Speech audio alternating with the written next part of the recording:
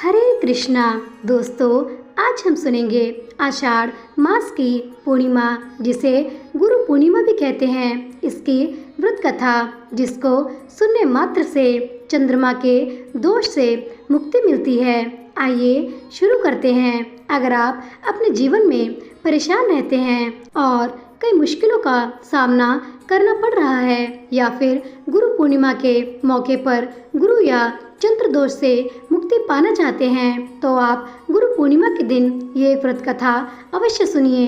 हिंदू धर्म में ज्ञान, प्रेरणा और मार्गदर्शन के लिए गुरु पूर्णिमा का बहुत महत्व है। गुरु वे होते हैं जो अंधकार में प्रकाश लाते हैं, अज्ञानता को दूर करते हैं और हमें जीवन का सही मार्ग दिखाते हैं। गुरु पूर्णिमा को व्यास पूर्णिमा और वेद पूर्णिमा के नाम से भी जाना जाता है।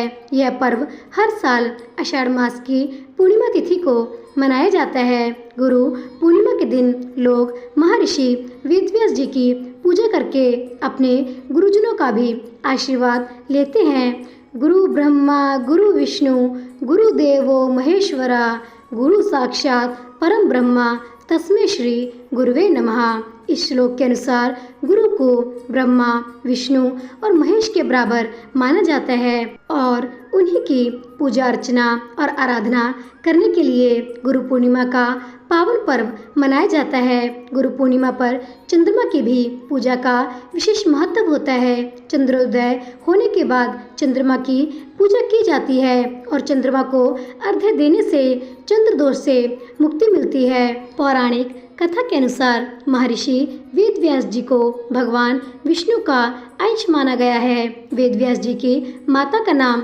सत्यवती और पिता का नाम ऋषि पराशर था।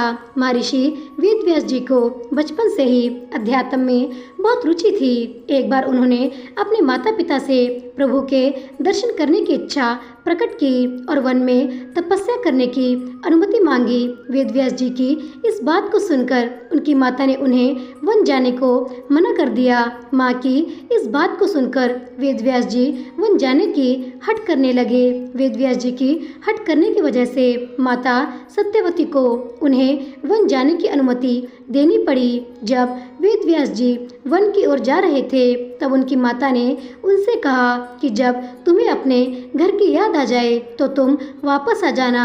माता के इस वचन को सुनकर वेदव्यास जी वन की तरफ चल दिए। वन में जाकर वेदव्यास जी कठोर तपस्या करने लगे। भगवान के आशीर्वाद से वेदव्यास जी को संस्कृत भाषा का ज्ञान हो गया। इसके बाद उन्होंने वेद, महाभारत, महापुराणों एवं ब्रह्मसूत्रों की रचना की। लोगों को वेदों का ज्ञान देने की वजह से आज भी इन्हें गुरु पूर्णिमा के दिन प्रथम गुरु के रूप में याद किया जाता है। एक अन्य कथा के अनुसार प्राचीन समय में एक बार भ्रमण के लिए महर्षि पराशर निकले थे।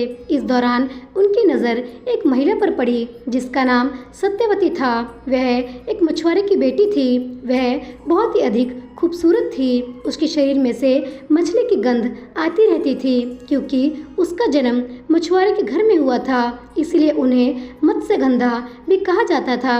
ऋषि उसे देखकर व्याकुल हो गए, लेकिन पराशर ऋषि ने सत्यवती से संतान प्रदान करने की इच्छा जाहिर की। ऋषि की ये बात सुनकर सत्यवती ने अधिक आश्चर्यचकित होकर कहा कि मैं इस तरह से अनैतिक संबंध कैसे बना सकती हूँ। इस तरह से संतान का जन्म लेना व्यर्थ है। ऐसे में ऋषि ने कहा कि जो संतान तुम्हारे कोख से जन्म लेगी वह पूरे संसार के लिए महान काम करेगी। ऋषि की बात को सत्यवती ने मान लिया, लेकिन उससे पहले उसने 3 शर्तें रखी। पहली शर्त यह कि संभोग क्रीड़ा करते समय कोई न देखे।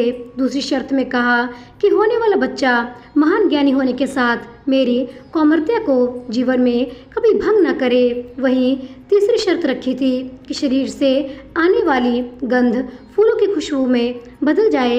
इसके बाद सत्यवती की कोख से एक बेटे का जन्म हुआ जिसका नाम द्वैपायन रखा था, जो आगे चलकर वेदव्यास कहलाए। धार्मिक मान्यताओं के अनुसार महर्षि वेदव्यास जी का जन्म आषाढ़ माह की पूर्णिमा को हुआ। उन्हें महाभारत, 18 पुराणों, ब्रह्मसूत्र, मीमांसा जैसे अद्वितीय वैदिक साहित्य दर्शन के रचयिता माना जाता है। तो दोस्तों, यह थी गुरु पूर्णिमा की संपूर्ण पौराणिक कथा। ऐसे ही ज्ञानवर्धक कथाओं को सुनते रहने के लिए कृपया जाने से पहले चैनल को सब्सक्राइब, लाइक और शेयर करके मेरा प्रोत्साहन बढ़ा दें। मिलते हैं अगली कथा के साथ, तब तक के लिए हरे कृष्णा।